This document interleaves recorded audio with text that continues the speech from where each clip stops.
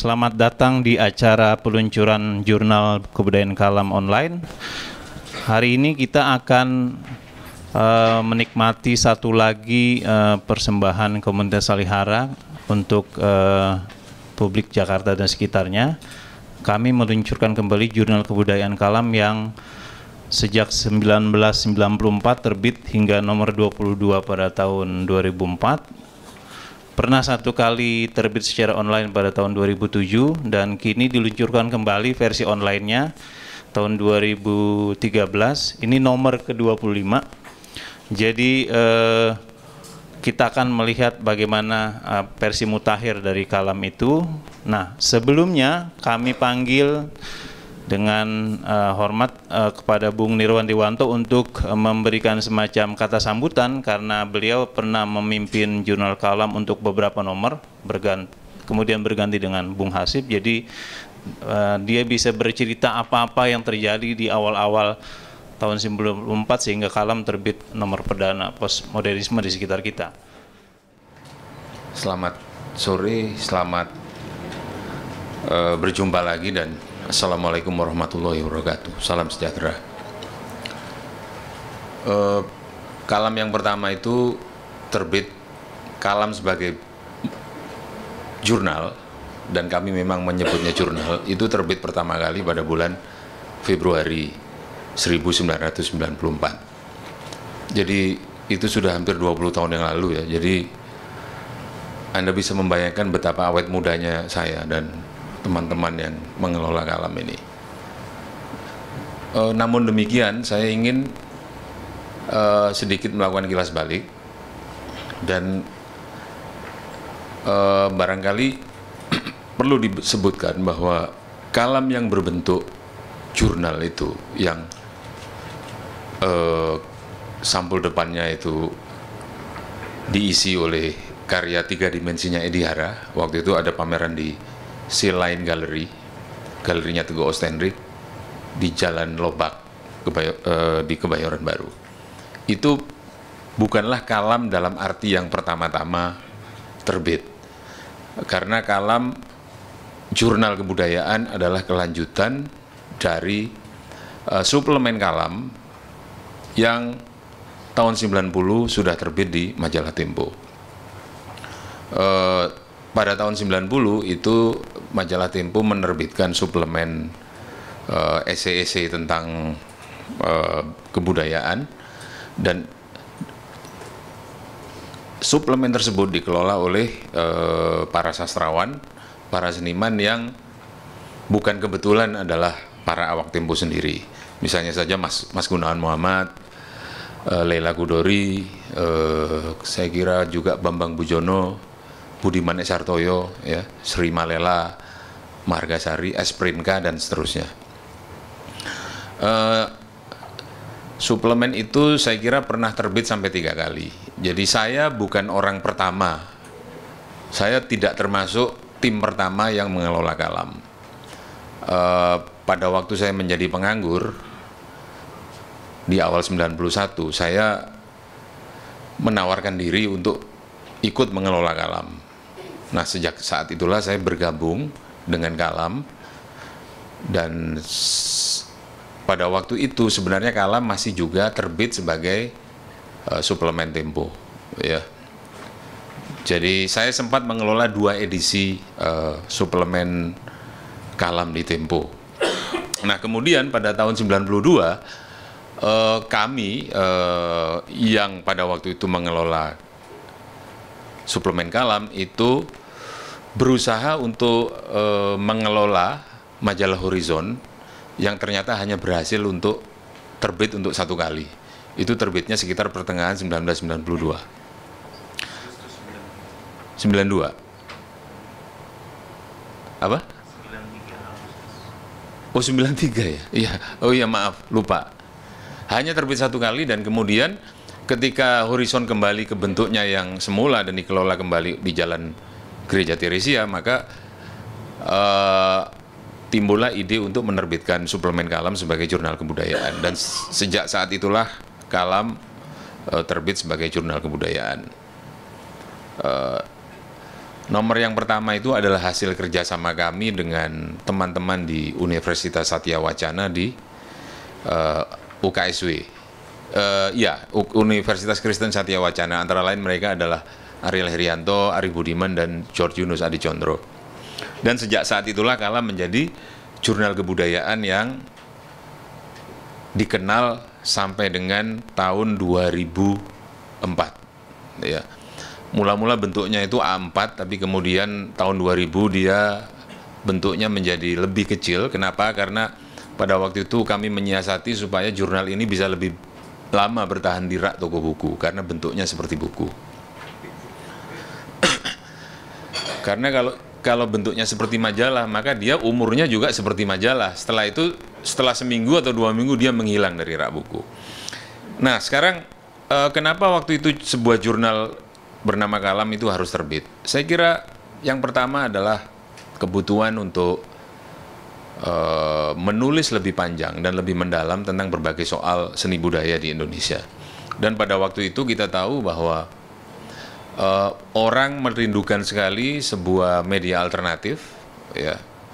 Ada yang bawah tanah, ada yang setengah permukaan, dan seterusnya. Kalam saya kira termasuk setengah permukaan. Kalam terbit itu saya kira mewadahi sebagian kerinduan akan kritik seni maupun telaah terhadap kesenian Indonesia yang panjang, yang mendalam, dan tidak didapati pada umumnya di media massa. Nah, saya kira kerinduan semacam ini terjawab.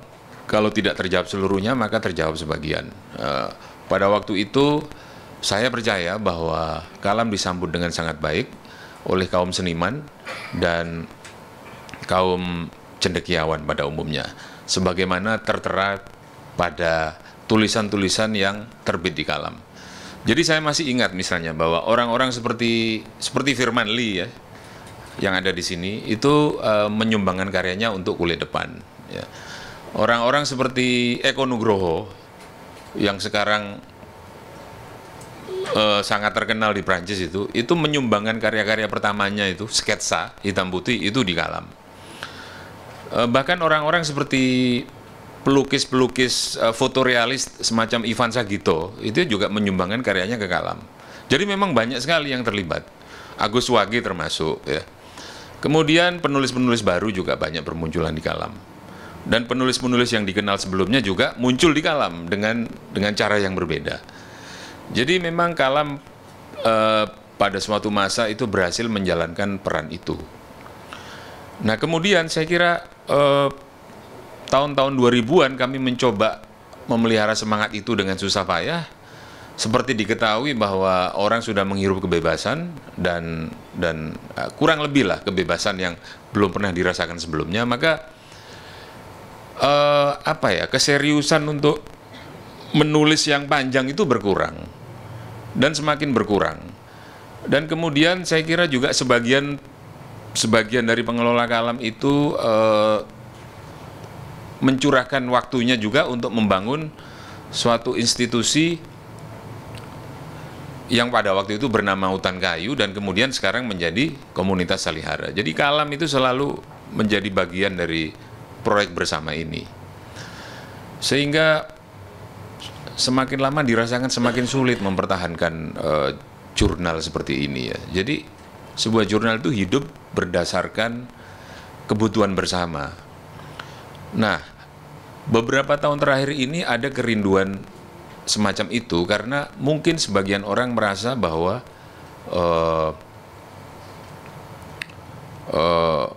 telaah-telaah yang serius dan yang panjang tentang karya-karya seni dan karya-karya lain itu kurang mendapatkan tempat. Nah, sekarang kami mencoba lagi menerbitkan kembali Kalam dengan semangat yang semacam itu, ya. Tentu saja tidak untuk memelihara semangat lama, tetapi kerinduan akan adanya telaah yang serius. Kemudian saya kira juga dengan adanya Komunitas Salihara itu kami mendapatkan banyak sekali esai-esai yang menarik, yang kelasnya memang kelas untuk jurnal atau semacam itu. Tulisan-tulisan ini memang sudah waktunya memang disebarkan dalam bentuk cetakan atau online supaya banyak orang bisa membaca. siapapun dia, juga kalaupun dia tidak berada di Jakarta dan tidak pernah datang ke komunitas Salihara. Ya. Jadi edisi yang pertama dari Kalam versi baru ini, versi online itu menampung atau menyajikan sebagian dari tulisan-tulisan itu. Demikian kiranya apa yang bisa saya ceritakan. Nah, sebenarnya saya harus bercerita juga bahwa Kalam itu sampai dengan nomor ketiga itu dikelola betul-betul dengan fasilitas yang diberikan oleh majalah Tempo. Ya. Ketika majalah Tempo ditutup pada bulan Juni 1994, maka Kalam itu sedikit berubah, ya. Misalnya saja begini, pada waktu Tempo ditutup, banyak yang menawarkan bantuan kepada kami, antara lain Amir Sidarta. Kalam nomor 4 itu misalnya saya layout sendiri berdasarkan komputer pinjaman Amir Sidarta. Dan saya layout sendiri, saya belajar layout itu di rumahnya Amir di Jalan Prapanca. Kemudian pada waktu itu juga Pak Tunggul Siagian itu menelpon saya, Pak Tunggul Siagian itu.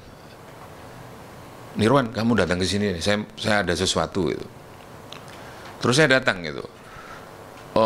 Ya meskipun sekarang Kalam itu tidak ada yang membiayai lagi, tapi saya kira orang seperti saya bisa bantu. Terus dia memberi satu gepok uang isinya 10 juta cash gitu. 10 juta. Ini untuk mencetak Kalam gitu. Nah, terus saya bawa pulang uang itu dan saya taruh di akun Kalam untuk menerbitkan kembali Kalam. Jadi seterusnya begitu ya. Dan setelah itu saya kira Kalam menjadi bagian dari kegiatan komunitas hutan kayu. Itulah yang terjadi. Dan kalau saya bercerita semacam ini mungkin ada semacam nostalgia gitu, bahwa misalnya saja bahwa orang-orang yang dulu ikut menjadi tim Kalam itu sudah ada yang pergi juga gitu. Mas Prinka udah tidak berada di antara kita lagi. Terus Pak Zulkifli Lubis ya sudah pergi juga gitu. Jadi memang awet muda ini tim Kalam yang sekarang ini. Nah, setelah saya kemudian Hasif menjadi supir Kalam untuk beberapa waktu, dan sekarang supir Kalam adalah Saudara Zenai. Ya. Saya kira tantangan terbesar bagi Kalam yang saya percaya diinginkan oleh sebagian orang itu adalah menghasilkan tulisan-tulisan yang memang seharusnya ada itu di dalam Khazanah Budaya Indonesia Mutakhir ya. Masalahnya kita menghadapi dua kesulitan besar atau dua tantangan besar. Yang pertama, saya kira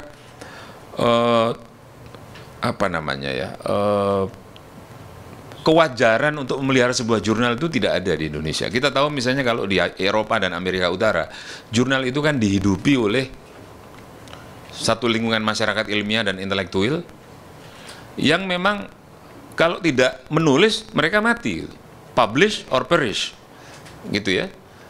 Mereka mati bukan mati harfiah, tetapi mati karirnya. Itu tidak ada di Indonesia. Ya. Nah, apakah golongan seniman dan golongan intelektual Indonesia bisa menjawab kesulitan ini gitu?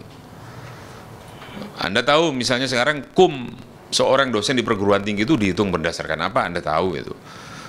Mereka bisa nulis di koran, tapi juga mereka memang harus nulis di jurnal, tetapi mereka menerbitkan jurnal sendiri.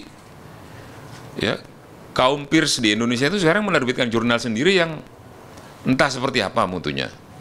Itu yang pertama. Yang kedua, saya kira versi terakhir dari kebudayaan lisan, bentuknya Facebook dan Twitter. Beberapa penulis dan kaum intelektual Indonesia itu sudah menjadi penulis Twitter sekarang. Pengikutnya ratusan ribu orang, ya. Terus ada kultweet, kayak kultum gitu. Ini kultweet. Memang enak gitu, ya. Menulis pendek-pendek seperti itu lalu disambut oleh puluhan ribu orang gitu. Nah, tetapi ini bagi saya itu kebudayaan lisan. Kebudayaan lisan yang menurut saya sangat berbeda wataknya dengan budaya tulisan, dengan tulisan-tulisan yang dirindukan oleh kaum intelektual Indonesia gitu.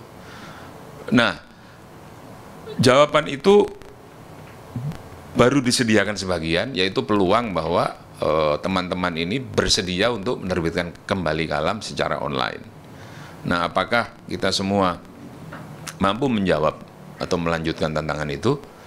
Saya kembalikan lagi kepada sidang hadirin sekalian, sidang kaum seniman, sidang sastrawan, maupun stamina dari redakturnya sendiri.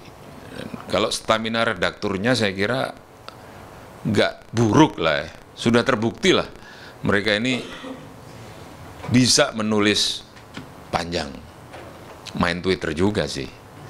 Tetapi ya kita punya kepribadian schizofrenik, meskipun kita punya gila-gilaan tertentu di Twitter, kita nulis juga telah puisi, ya. Kita menulis novel yang aneh-aneh gitu, dan seterusnya. Jadi mudah-mudahan kesempatan ini bisa disambut dengan baik. Saya kira sudah terlalu panjang. Terima kasih. Wassalamualaikum warahmatullahi wabarakatuh. Terima kasih Bung Nirwan. Bapak Ibu sekalian, saya akan kasih unjuk sedikit.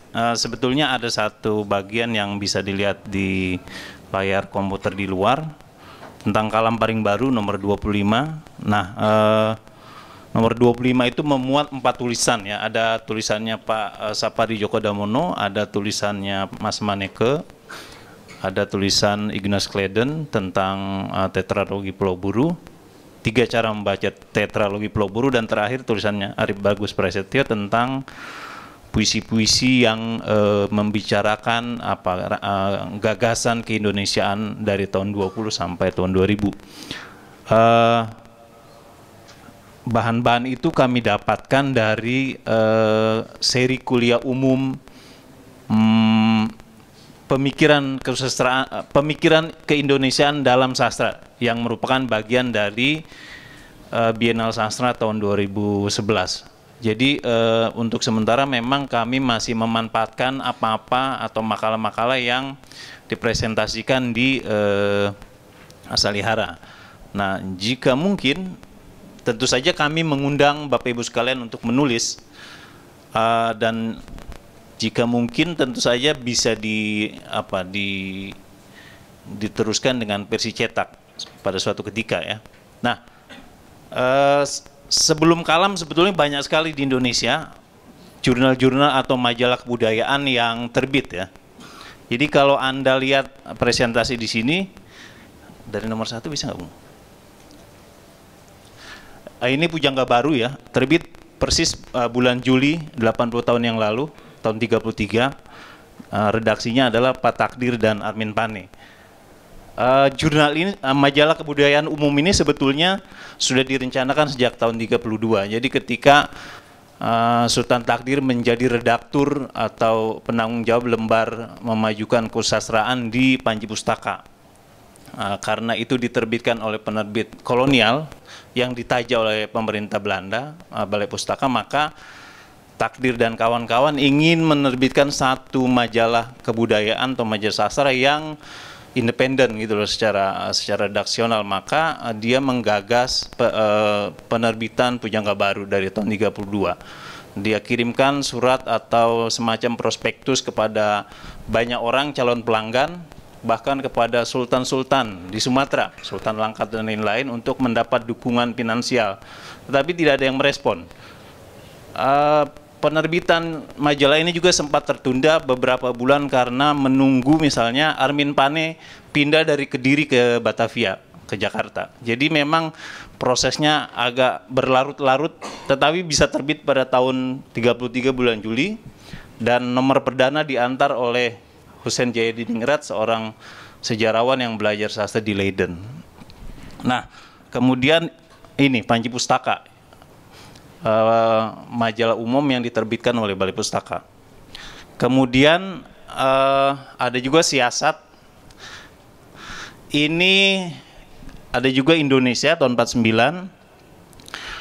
Kemudian Basis tahun 51 nomor perdananya.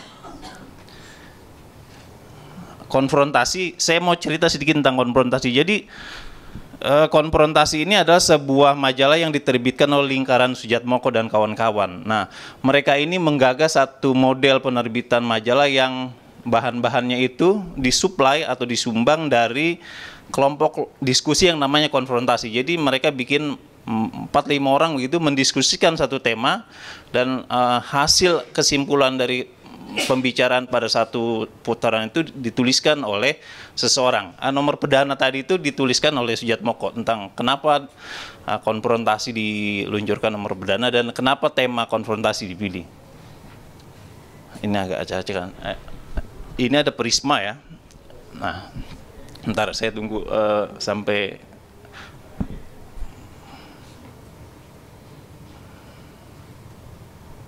siasat ini penting karena gini, dalam siasat itu ada lembar kebudayaan namanya Gelanggang yang pengasuhnya salah satunya Asrul Sani. Jadi surat kepercayaan yang menjadi pernyataan politik angkatan 45 itu ditulis oleh Asrul Sani dan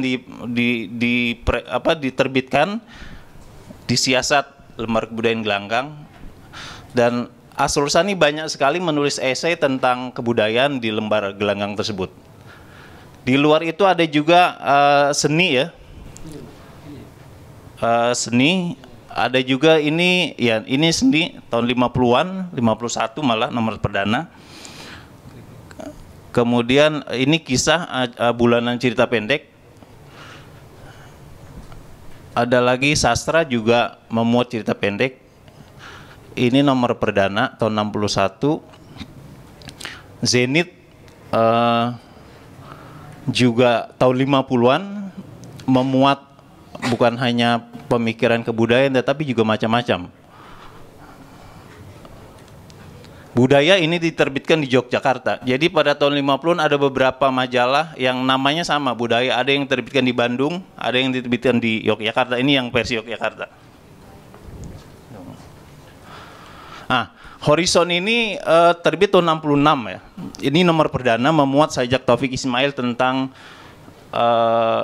mahasiswa yang mati ditembak ketika demonstrasi menentang rezim Orde Lama. Ini sajak karangan Bunga judulnya. Di nomor ini redaksinya ada Taufik, ada sejumlah sastrawan yang sekarang sudah Mas Gun saya kira menjadi salah satu ininya salah satu redaksinya. Belum ya. Nomor 1 belum ya Mas. Nah, Budaya Jaya ini penting karena majalah kebudayaan ini diterbitkan oleh penerbitan perdananya diantar oleh Gubernur Ali Sadikin tahun 68 bulan Juni, dan nomor ini memuat sejumlah tulisan, diantaranya tulisan Mohtar Kusumatmaja, Asrul Sani, ada Usman Effendi dan lain-lain. Majalah Budaya Jaya ini juga menarik karena kadang-kadang dalam penerbitannya dia memuat satu saja tulisan panjang. Misalnya pada tahun 70-an dia memuat satu esai panjang Subagio Sastrowardoyo tentang manusia terasing di balik simbolisme Sitor. Jadi kadang satu nomor hanya satu tulisan, dan kadang dia memuat puisi juga satu nomor. Ini Prisma terbit tahun 72.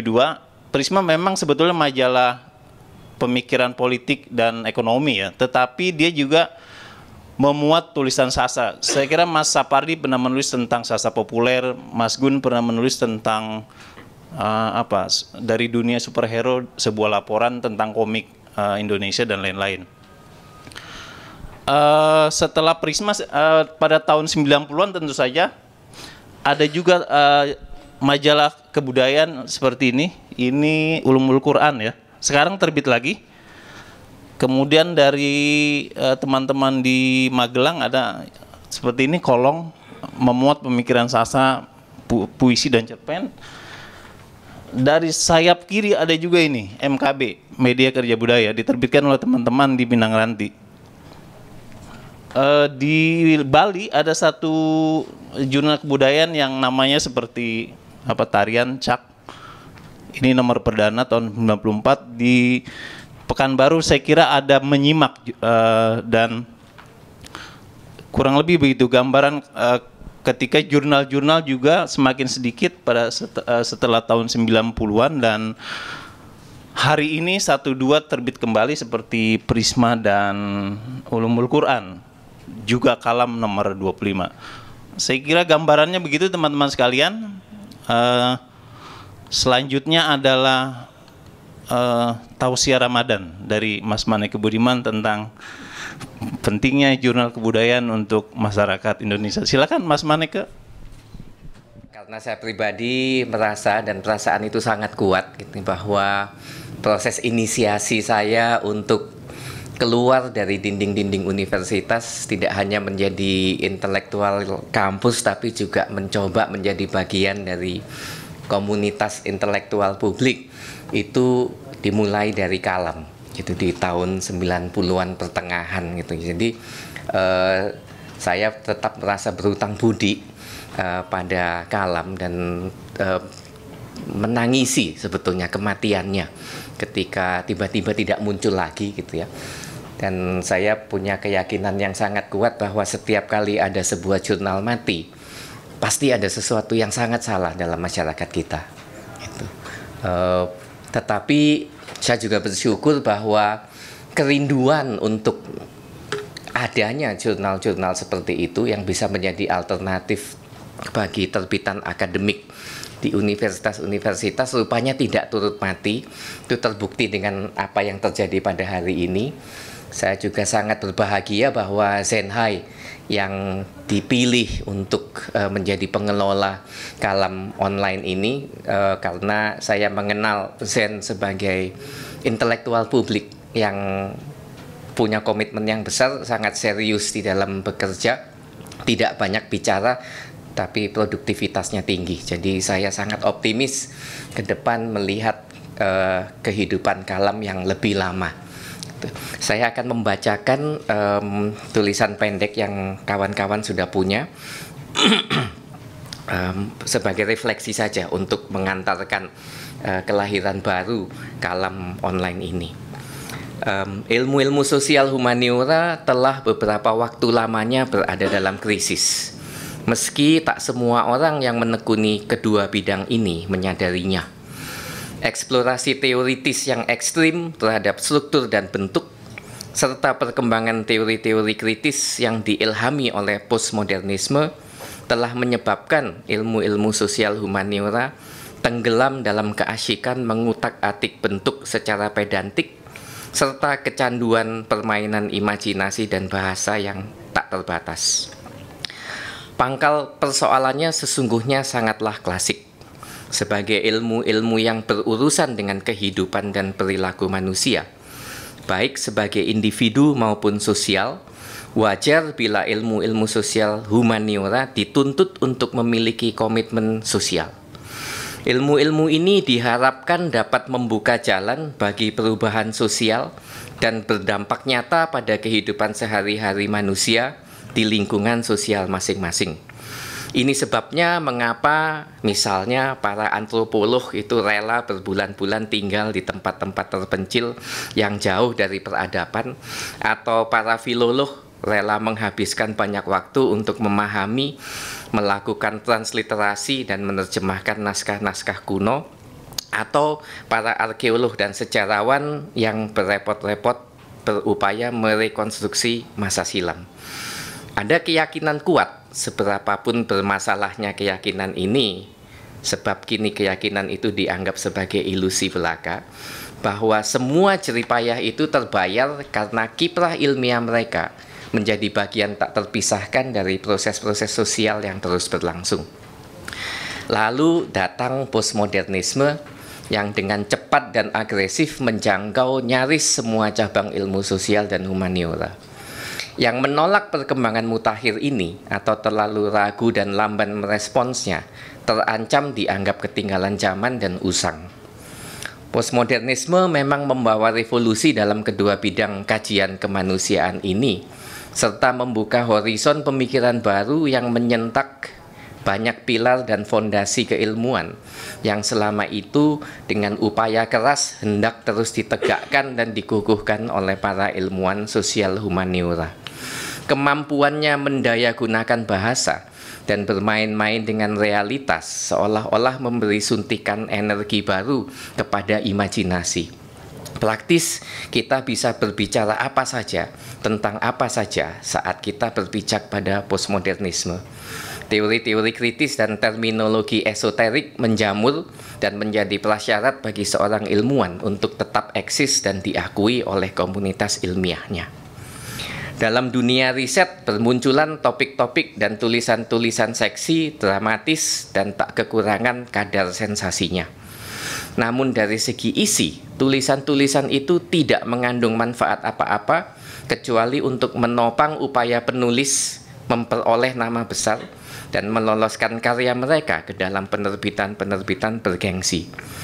Mereka berbicara dengan penuh semangat dan menggebu-gebu tentang berbagai persoalan sosial dan segudang problematika kehidupan yang dihadapi manusia, tetapi sama sekali tidak punya minat atau kepedulian pada realitas sosial yang nyata yang setiap hari terjadi di sekitar mereka.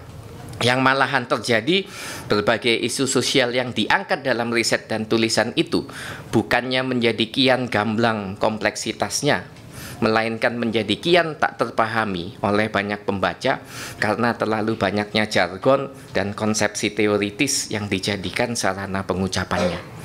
Maka kita pun menyaksikan lahir dan maraknya para pakar dan ilmuwan humaniora yang anti-humanis dan para periset sosial yang bersikap asosial. Tanpa ragu, saya menuding overdosis postmodernisme sebagai salah satu biang keladi munculnya gejala ini.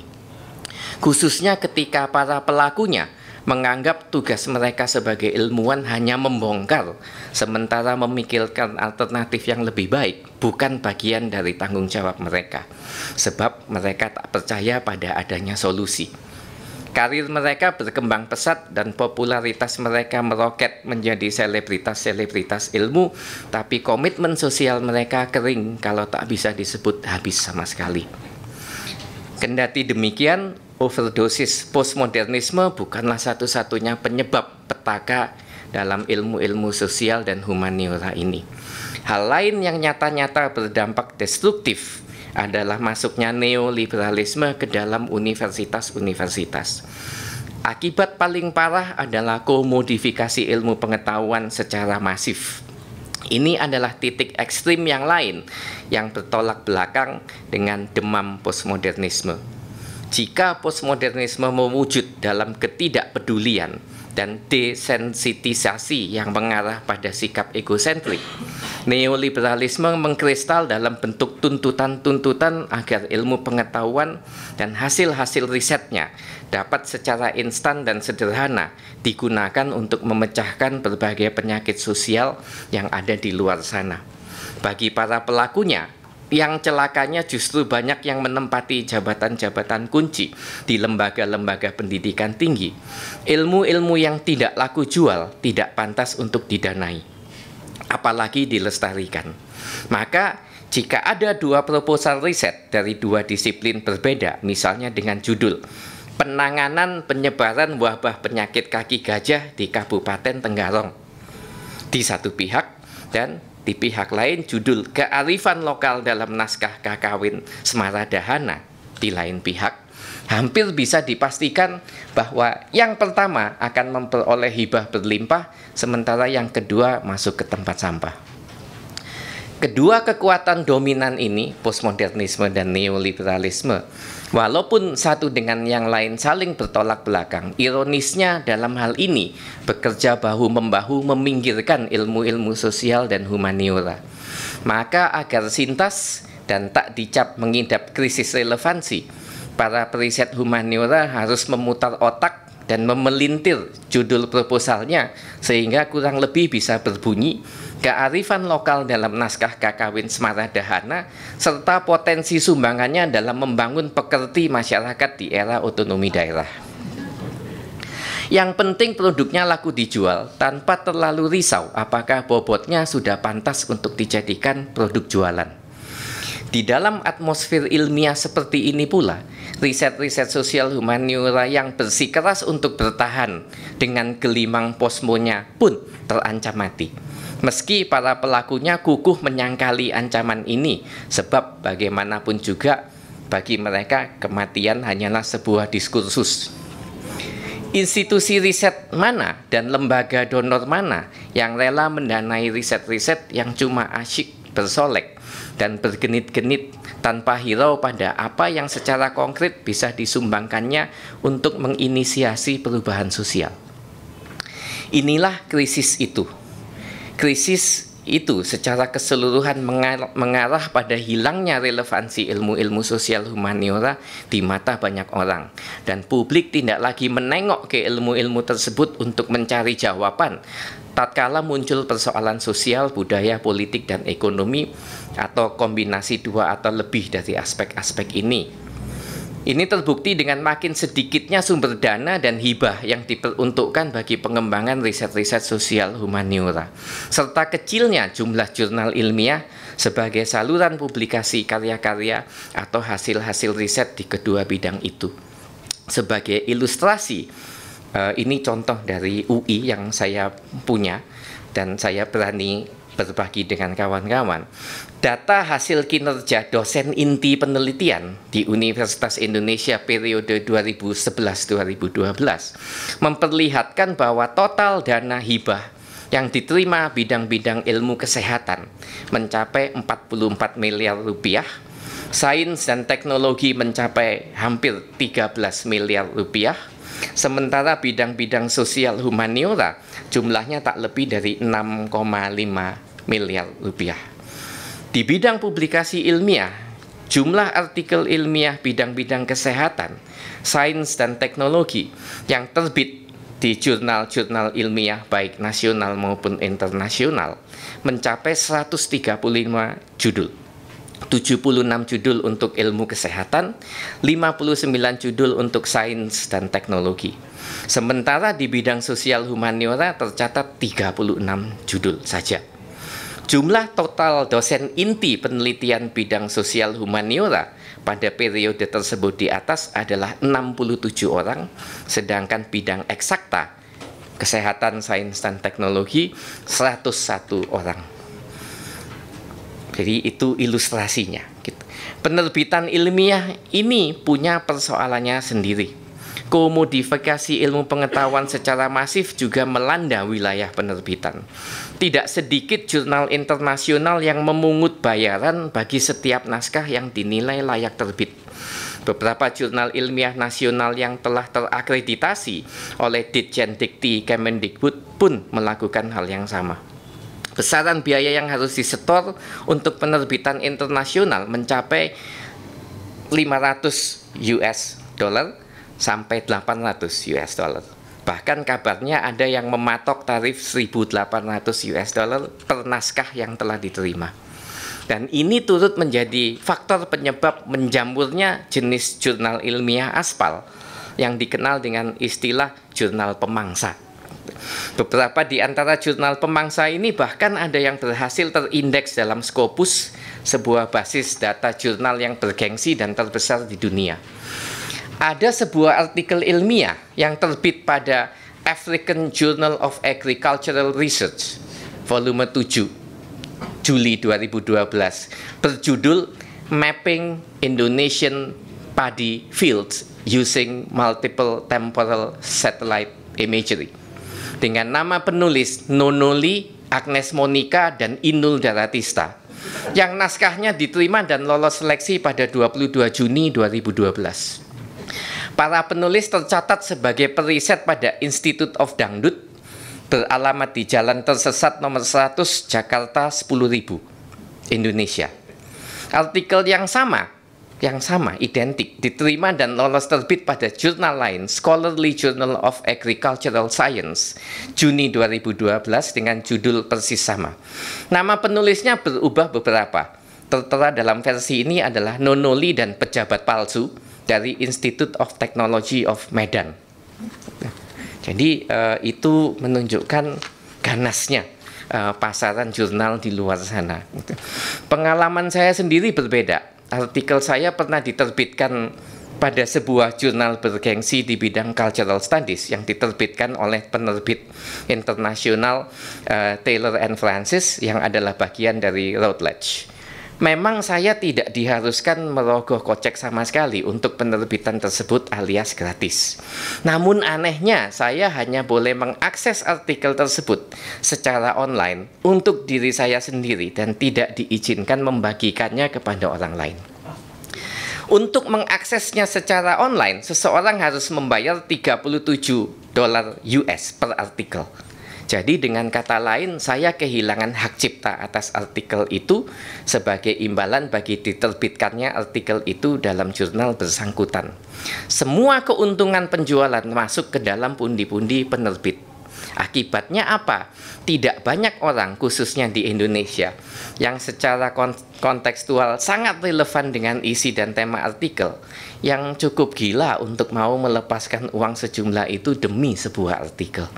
Dan peluang mereka untuk merujuk pada artikel itu pun menjadi sangat terbatas jika tidak tertutup sama sekali. Maka jika saya ditanya apakah saat ini di Indonesia masih diperlukan adanya jurnal lain di bidang kebudayaan, jawabannya sudah jelas. Tinggal soalnya jurnal kebudayaan seperti apa. Sejauh saya tahu, jurnal-jurnal di bidang sosial humaniora yang kini ada dan dinilai baik oleh Ditjen Dikti sangat kesulitan untuk memenuhi jadwal penerbitan berkala yang tepat waktu, sebab sangat tidak mudah mencari artikel berbobot yang pantas diterbitkan. Jurnal Makara, seri sosial humaniora misalnya, yang diterbitkan Direktorat Riset Pengabdian Masyarakat UI, memiliki tingkat penolakan lebih dari 60%, sementara Jurnal Ilmu Pengetahuan Budaya Wacana, terbitan Fakultas Ilmu Budaya UI, memiliki tingkat penolakan mencapai 40-50%. Kedua jurnal ini adalah jurnal ilmiah nasional terakreditasi. Jadi tampaknya secara umum di Indonesia yang terjadi adalah tidak terdapat kelangkaan tulisan di bidang-bidang sosial humaniora, tetapi yang bobotnya tinggi dan layak disebarluaskan lewat penerbitan jurnal, jumlahnya sangat kecil. Atau kemungkinan lain, tidak tersedia cukup banyak wadah berupa jurnal ilmiah untuk menampung sebanyak mungkin tulisan berbobot, sehingga akibatnya seleksi menjadi super ketat dan banyak tulisan yang semestinya cukup penting dan menarik terpaksa terpental. Untuk mengatasi persoalan ini, jurnal ilmiah populer yang diterbitkan oleh lembaga-lembaga non-akademik bisa menjadi alternatif. Memang dalam paradigma Ditjen Dikti, jurnal-jurnal ilmiah populer ini kastanya dinilai lebih rendah daripada jurnal ilmiah terbitan universitas atau organisasi profesi. Namun hal ini jangan sampai mengecilkan hati para pengelola maupun para pengirim artikelnya. Produksi dan diseminasi ilmu pengetahuan dewasa ini tak lagi bisa dimonopoli oleh lembaga pendidikan atau organisasi profesi resmi. Saya memandang bahwa justru secara strategis, jurnal-jurnal ilmiah populer ini punya peranan jauh lebih besar daripada jurnal-jurnal ilmiah terbitan universitas yang jumlahnya terbatas itu. Pada jurnal-jurnal inilah intelektual akademik bisa bertemu dan berdialog dengan para intelektual independen. Selain juga membuka peluang bagi mereka untuk dapat meluaskan peranan menjadi intelektual publik. Bagi para intelektual independen, adanya jurnal-jurnal ilmiah populer menyediakan forum alternatif bagi penerbitan tulisan-tulisan mereka di media massa, yang biasanya jauh lebih pendek dan serba tidak mendalam jangkauan analisisnya. Ada tantangan bagi mereka untuk menulis dengan lebih serius, lebih komprehensif, lebih analitis, alih-alih sekadar membuat tulisan yang syarat dengan pernyataan-pernyataan belaka namun minus kedalaman, sebagaimana banyak dijumpai di kolom-kolom surat kabar. Sementara itu bagi intelektual akademik, jurnal ilmiah populer menantang mereka untuk mampu berkomunikasi secara lebih membumi dan lugas, sehingga pemikiran mereka dapat dijangkau oleh khalayak lebih luas. Ketika di banyak universitas studi-studi kebudayaan kian dipersempit ruang gerak dan ruang hidupnya, bersemainya jurnal-jurnal kebudayaan di luar dinding-dinding universitas kian genting dibutuhkan. Bukan untuk menampung pengetahuan tak laku yang oleh universitas-universitas hendak dikesampingkan, melainkan karena kita yakin bahwa kebudayaan kian menjadi kata kunci bagi pemahaman atas berbagai persoalan sosial yang berlangsung di depan mata kita dalam hidup kita sehari-hari. Di samping itu jelas masih terlihat adanya kegamangan di banyak kalangan tentang posisi dan signifikansi kebudayaan, sebagaimana terbukti dengan berpindahnya pengaturan kebudayaan dari satu kementerian ke kementerian lain dalam kurun waktu relatif singkat, serta dirumuskannya rancangan undang-undang kebudayaan pada saat ini oleh Kemendikbud. Ada ancaman nyata intervensi negara ke dalam wilayah kebudayaan, dan ada kekhawatiran bahwa kebudayaan sedang menghadapi politisasi yang sistematik dan formulaik. Di kalangan seniman dan pekerja budaya sendiri sudah cukup lama terdengar seruan bagi pentingnya upaya melahirkan wacana-wacana tentang strategi kebudayaan sebagai pedoman bagi bangsa yang kini sedang berada di simpang jalan. Dalam konteks inilah kehadiran jurnal-jurnal kebudayaan alternatif di luar universitas bisa dipahami kemendesakannya. Dalam ruang yang disediakan oleh jurnal-jurnal kebudayaan alternatif inilah sebuah kontinuitas dialog ilmiah yang melibatkan sebanyak mungkin pemikir budaya dari berbagai latar belakang dapat dibangun. Stagnasi produksi pengetahuan di bidang kebudayaan yang kini ditengarai sedang terjadi. Dengan demikian dapat dihindari. Publik pun akan memiliki ruang tempat segala kelelahan pikiran yang disebabkan oleh hiruk-pikuk politik dan perkara-perkara banal yang mendominasi keseharian hidup kita dapat sejenak ditinggalkan, dan akal budi dapat disegarkan kembali dengan suntikan gagasan-gagasan segar yang mengizinkan kita untuk tetap bisa berpikir serta bercakap tentang manusia dan martabatnya. Terima kasih.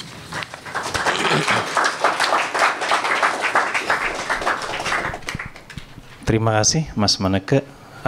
Bapak Ibu sekalian, silakan Mas kembali ke tempat semula. Saya mau kasih unjuk ke Bapak Ibu sekalian versi yang paling mutakhir untuk kalam nomor 25. Ini kalau kita kunjungi website Salihara, maka di bawah akan ada tanda kalam yang bisa diklik untuk masuk ke kalam online. Jadi kliknya di sini. Jadi kalau Anda klik cover ini, maka akan muncul halaman kedua. Nah ini ada pengantar singkat di samping sampul. Nah di bawah adalah daftar isi. Masing-masing bagian mendapat dua versi. Jadi ada PDF-nya kalau Anda mau download, atau HTML untuk dibaca langsung di layar. Seperti yang sudah saya katakan tadi bahwa nomor ini memuat 4 tulisan. Ada tulisan berdasarkan abjad ya, Arif Bagus Prasetyo, tentang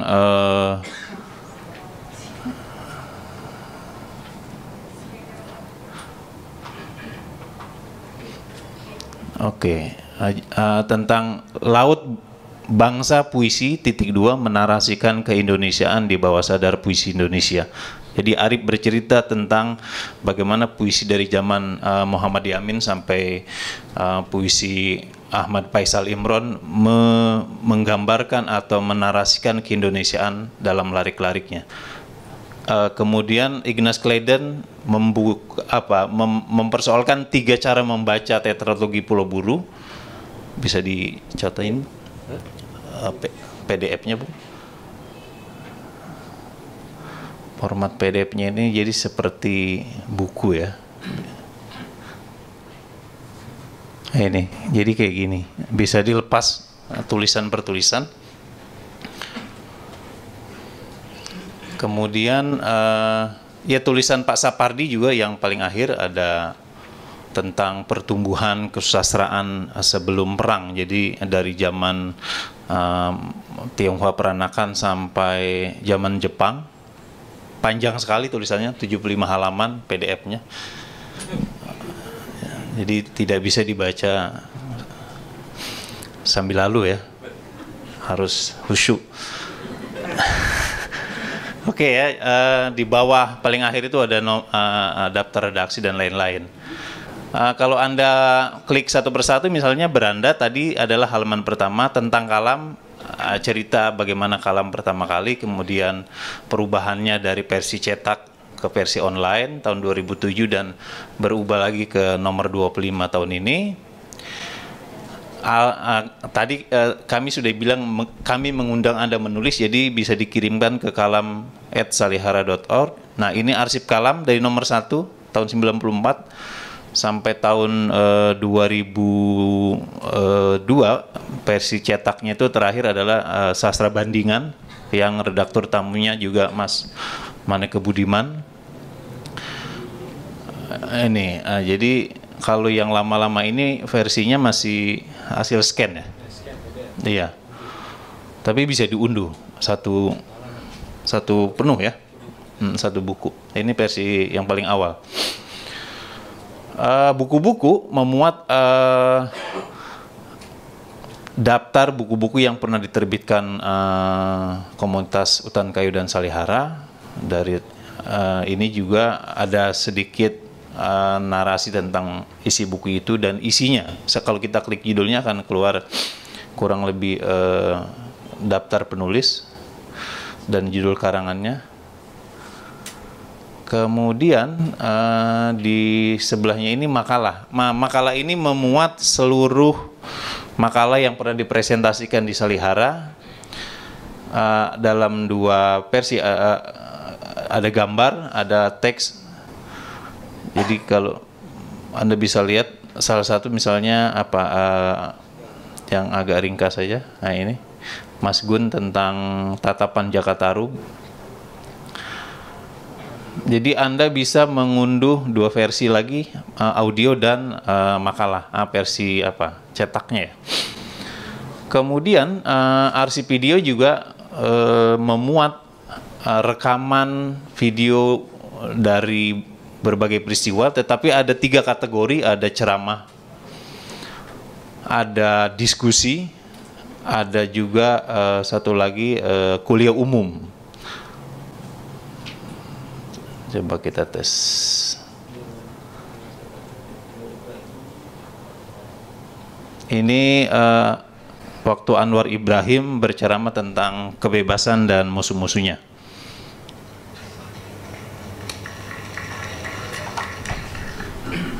Jadi Bapak Ibu sekalian, dengan mengunjungi website Kalam, Anda akan mendapatkan 2 keuntungan. Pertama, Kalam versi online dan cetak yang sudah dokumentasikan. Juga Anda akan melihat arsip-arsip yang ada di Salihara. Jadi Kalam dalam hal ini sebetulnya fungsinya 2, sebagai jurnal dan sebagai tempat menyimpan data, terutama makalah dari ceramah-ceramah atau diskusi. Saya kira kurang lebih begitu gambaran umumnya ya. Ada pertanyaan? Saya concern dengan kehidupan atau eksis daripada sebuah penerbitan, baik ini cetak maupun yang online. Saya ingin tanyakan mungkin pada Pak Maneke atau siapapun yang bisa menjawab mengenai bagaimana kalau diadakan misalnya pertemuan-pertemuan berkala, setiap majalah Kalam ini terbit, lalu diadakan semacam perbincangan gitu.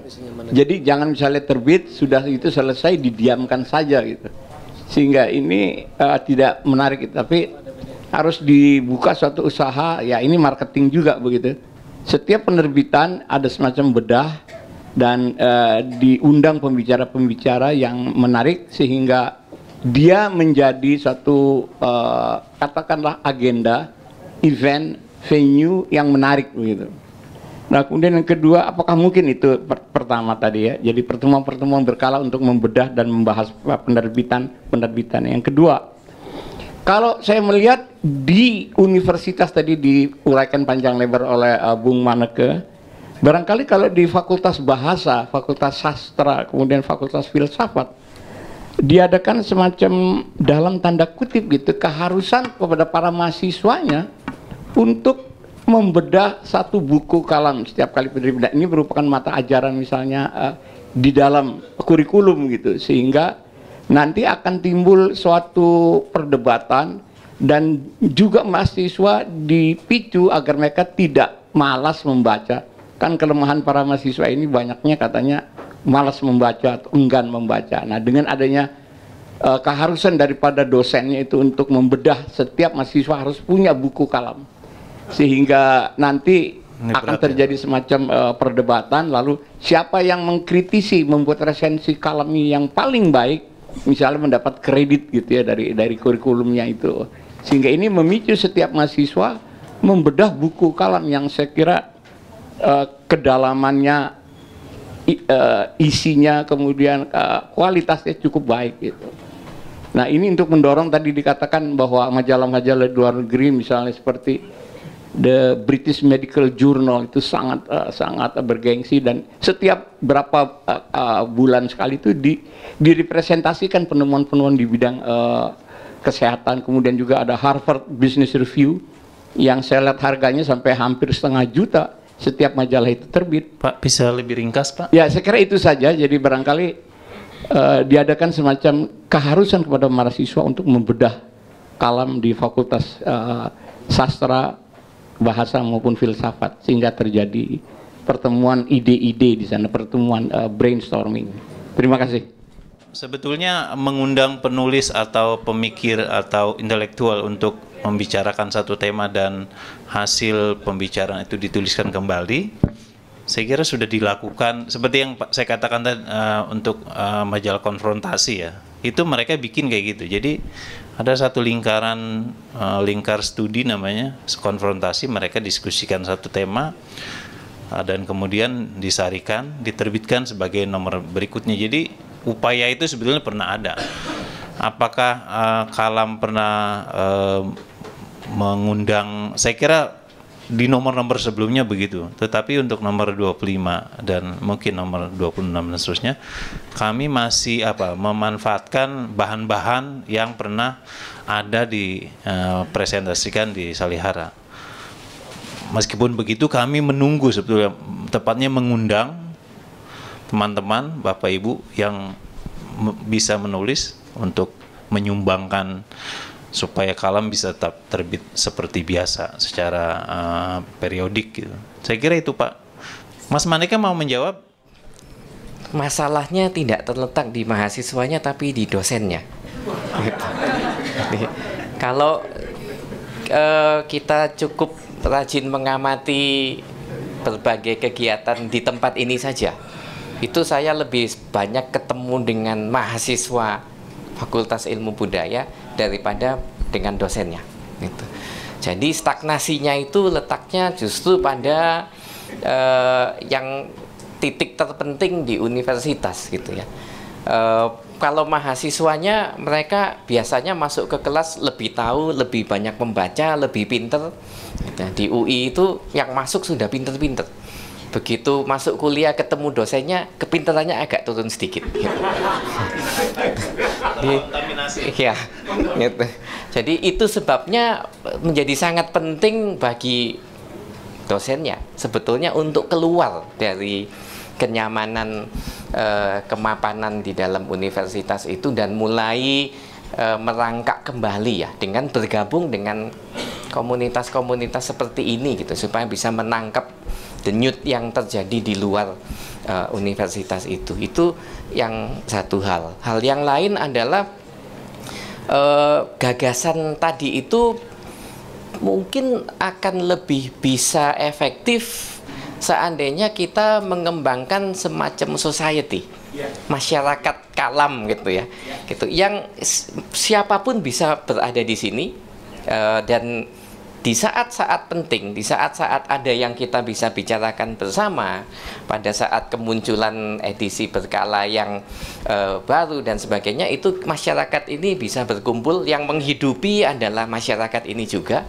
gitu. Dan ini menjadi alternatif bagi organisasi profesi, asosiasi yang biasanya tempatnya atau kaitannya dengan universitas sangat erat, tetapi ketularan virus universitas biasanya. Jadi banyak organisasi profesi yang berbasis intelektual kampus itu yang mati. Yang HISKI itu salah satunya. dibesarkan susah-susah oleh Pak Sapardi, oleh Bu Riris, begitu ditinggal dengan sangat cepat itu kita tidak lagi mendengar nasibnya seperti apa. Akibatnya jurnalnya pun ikut mati gitu. Tetapi society itu biasanya lebih longgar ikatannya. Namun pada saat yang sama komitmen anggotanya biasanya lebih bisa diandalkan. Dan itu bisa kita buat tanpa harus pakai SK Dirjen Dikti, SK Rektor dan sebagainya. Itu kita sendiri membuatnya di sini. Terima kasih. Ini kan edisi 25, edisi online. Kira-kira orientasinya di tengah berbagai model publikasi, antara lain online, di mana kita bisa download begitu hebat kan. Kita bisa ke warnet 3.000 bisa dapat 4 judul atau 5 judul bahkan. Nah,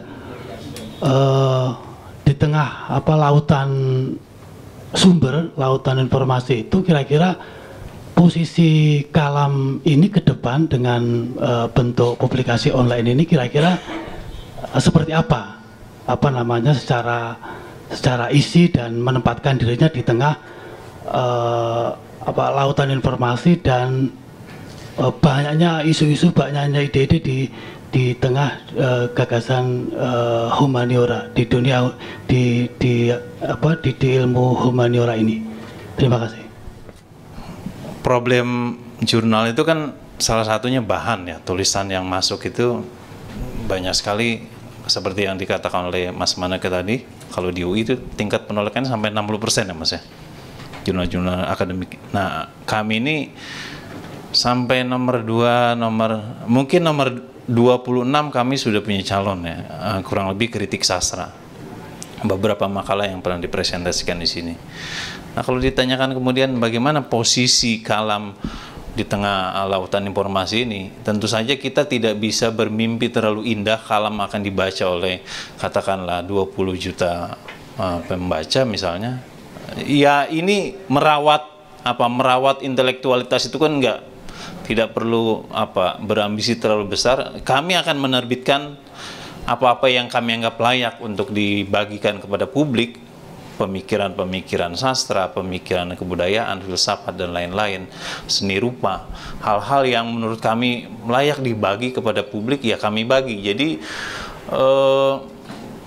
salah satu ikhtiarnya memang mendistribusikan hasil-hasil pemikiran yang kami anggap penting ke publik yang seluas mungkin.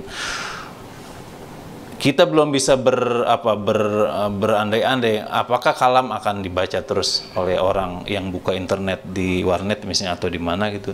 Tetapi forum ini kan sebetulnya untuk memperkenalkan kembali bahwa ada satu jurnal dulu pernah terbit cukup banyak nomornya, cukup bergengsi bisa disebut begitu. Nah, kami akan coba lagi menghidupkan, cuma karena faktor teknis dan lain-lain, biaya cetak dan lain-lain, versi online ini jauh lebih murah dan lebih hemat. Anda bisa buka di mana saja jika Anda punya koneksi internet, tidak perlu membayar karena bisa di-download secara gratis, tidak perlu mendaftar. Kalau Anda buka website atau situs web Salihara, Anda bisa tengok itu sih, bisa baca. Jadi posisi Kalam ya di Salihara diadanya sebetulnya. Saya tidak bisa membayangkan bagaimana jurnal ini 10 tahun ke depan. Ya kami terbitkan aja, kalau kami mampu kami terbitkan. Kalau kami merasa ada yang perlu diundang untuk menulis atau menyumbangkan pikirannya, saya kira dengan senang hati, dengan rendah hati kami akan terima.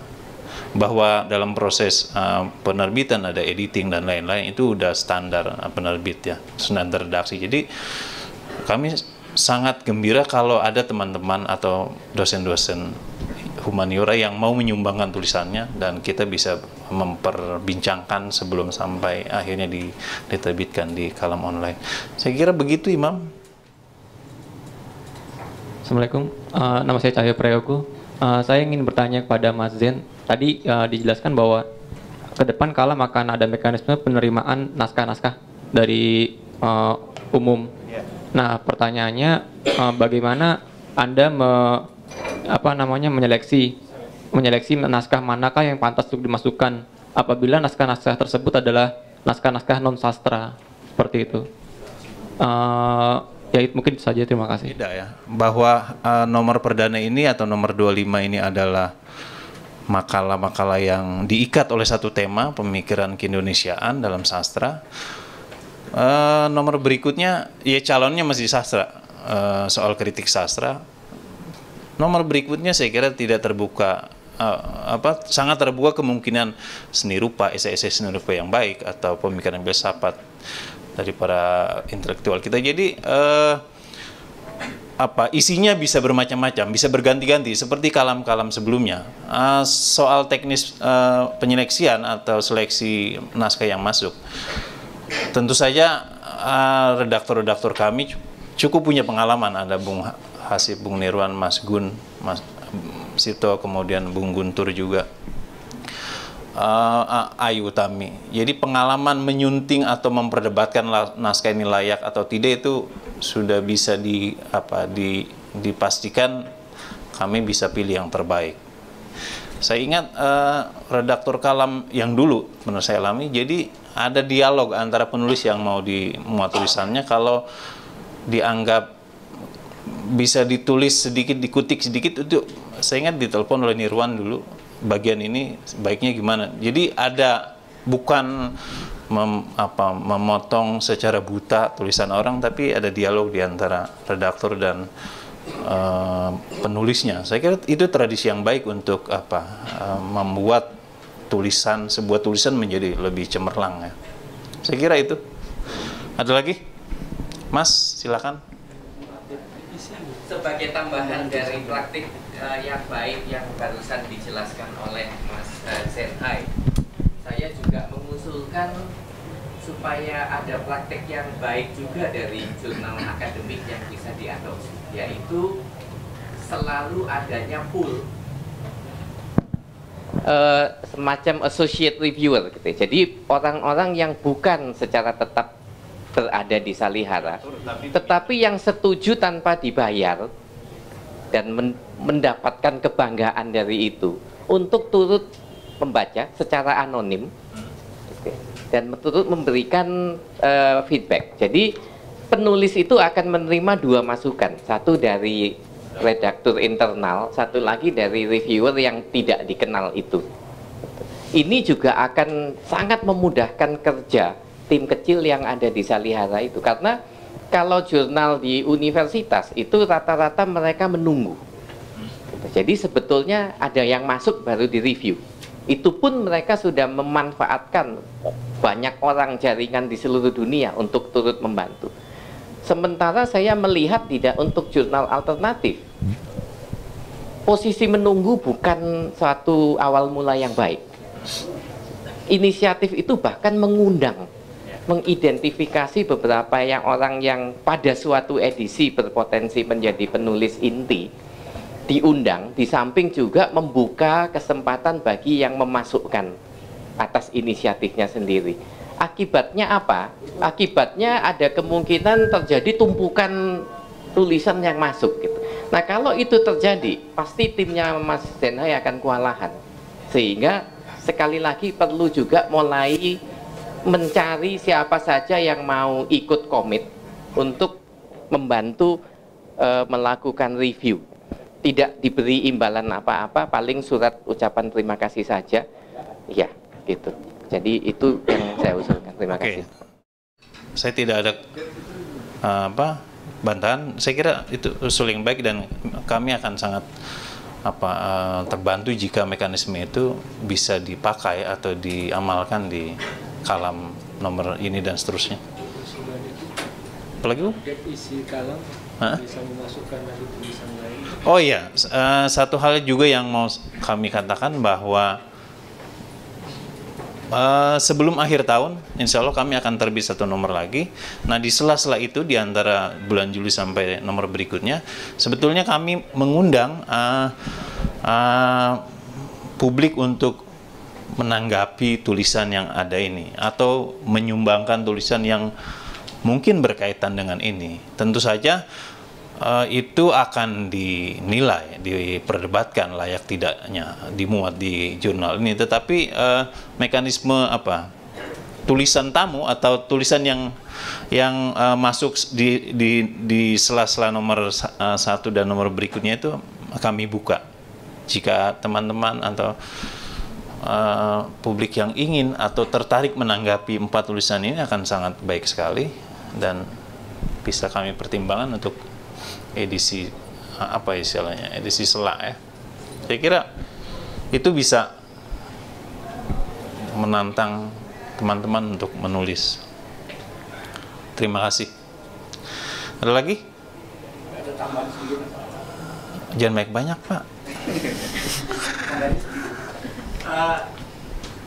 Saya agak terenyuh membaca satu artikel di media bahwa Babat Diponegoro yang ditulis kalau nggak salah, tolong saya dikoreksi, dalam huruf atau tulisan Jawa kuno itu lebih dulu di Malaysia diterjemahkan dalam bahasa Inggris dan dulu juga dalam bahasa Melayu Malay.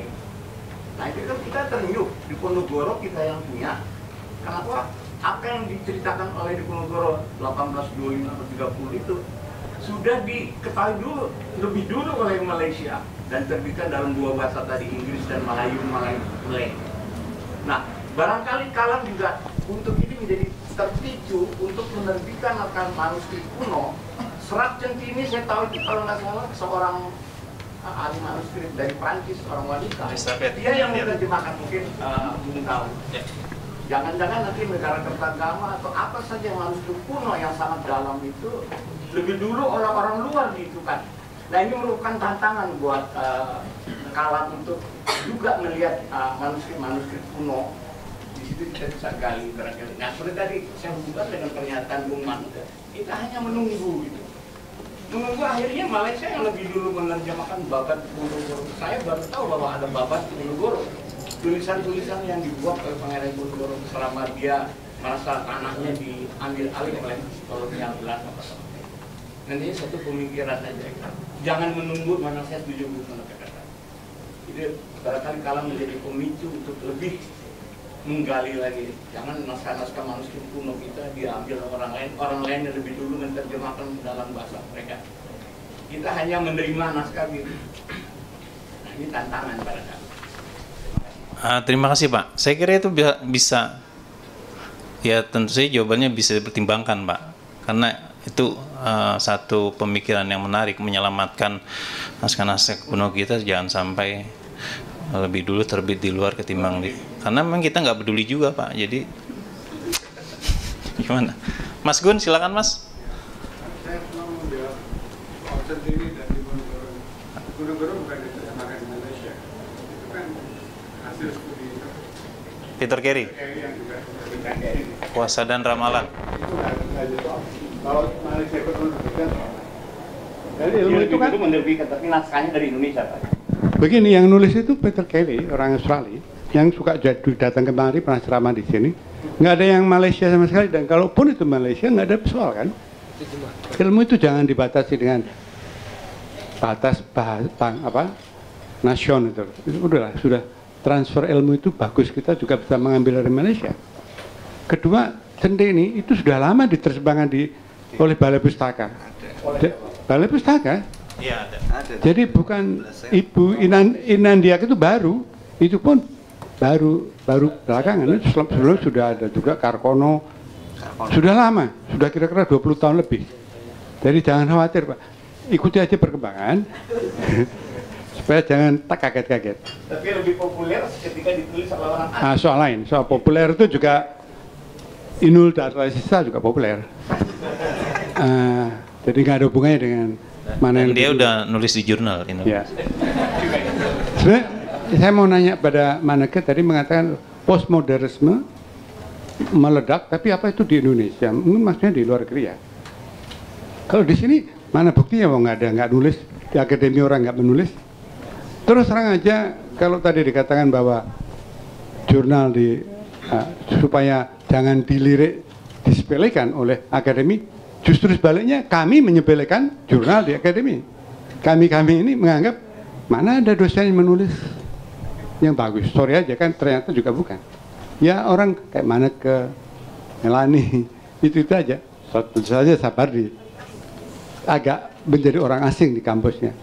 Memang kampus kita terus terang aja tidak menjanjikan sampai generasi ini suatu yang baik. Saya pernah mendengarkan argumentasi pemberian honoris causa untuk Rendra di UGM. Masya Allah, itu hanya guntingan koran itu yang dibacakan. Tidak ada kedalaman untuk menilai Rendra bagaimana. Sayang sekali. Jadi dengan kata lain, kalau tidak ada di akademi, justru kita mencoba di luar ini merangsang kaum dunia akademi itu menjadi pinter sedikit lah. Itu aja, terima kasih. Terima kasih Mas Gun. Bapak Ibu sekalian, masih ada waktu 10 menit. Saya kira kita sudahi dulu bincang-bincang tentang kalam online dan kemungkinan-kemungkinannya ke depan. Dari saya dan teman-teman di redaksi Kalam juga komunitas Salihara mengucapkan terima kasih banyak atas apresiasi yang baik. Semoga dengan ini Kalam bisa terus terbit dan mudah-mudahan makin banyak orang yang peduli dan mau menulis. Tanpa banyak kata, saya ucapkan terima kasih banyak. Selamat sore, selamat berbuka dan menikmati jurnal kami yang baru. Terima kasih.